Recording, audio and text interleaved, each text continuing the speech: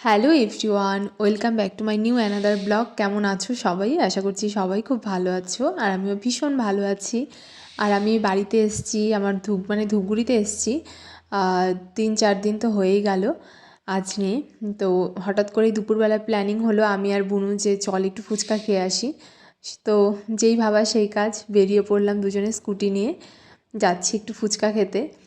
But রাস্তায় বুনুর সাথে কথা বলতে বলতে ও বললো যে চল স্কুল থেকে একটু ঘুরে আসি, স্কুলটা খোলা রয়েছে।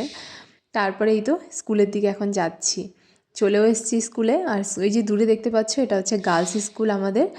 আর এই যে সামনে হচ্ছে প্রাইমারি স্কুল রয়েছে, আর পাশে রয়েছে পূর্ব মল্লিকপাড়া হাই স্কুল। আর এই যে প্রাইমারি স্কুলটা দেখতে পাচ্ছ, এই স্কুলে কিন্তু আমিও পড়াশোনা করেছি। তবে আগে স্কুলটা এতটা সুন্দর করে সাজানো গোছানো ছিল না, এখন কি সুন্দর গাছ লাগিয়েছে, গেট হয়েছে, কি সুন্দর যে লাগছে দেখতে, খুব ভালো লাগছে, খুব সুন্দর হয়েছে। আর পাশেই রয়েছে হাই স্কুল। আর স্কুলের সামনে কিছুক্ষণ দাঁড়িয়ে থাকলাম, পুরনো সব স্মৃতি মনে পড়ে যাচ্ছিল। স্কুল লাইফের মতো সত্যি হয় না জীবনের, এটা সব থেকে ভালো একটা অংশ। যারা স্কুল পেরিয়ে গেছো, কলেজে পড়ছো, তাদেরও হয়তো মনে হবে, আর যাদের পড়াশুনো শেষ হয়ে গেছে তাদেরও মনে হবে। যারা স্কুলে এখন পড়ছো, আমি বলবো যে খুব ভালো করে সময়গুলো কাটাও।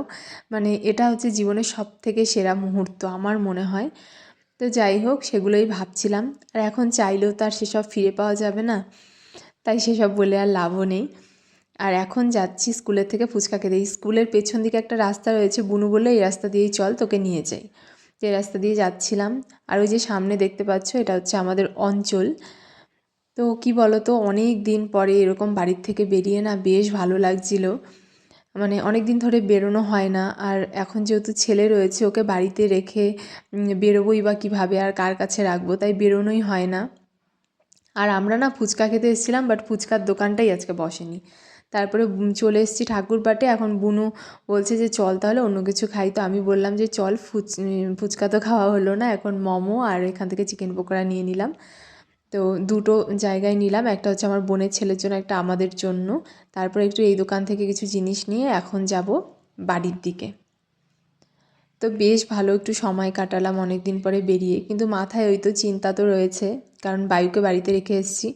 জানি যে মার কাছে রয়েছে, আমার থেকেও মা বেশি ভালো করে ওকে রাখবে, কিন্তু তবুও না, ওকে বাড়িতে রেখে আসলে আমার যেন শান্তি হয় না। তাই তাড়াহুড়ো থাকে বাড়ি যাওয়ার, যেখানেই ওকে রেখে যাব। তো আজকের মতো এটুকুই, সবাই ভালো থেকো, টাটা, বাই। আর এখন তোমরা ভালো ভালো ব্লগ দেখতে পাবে।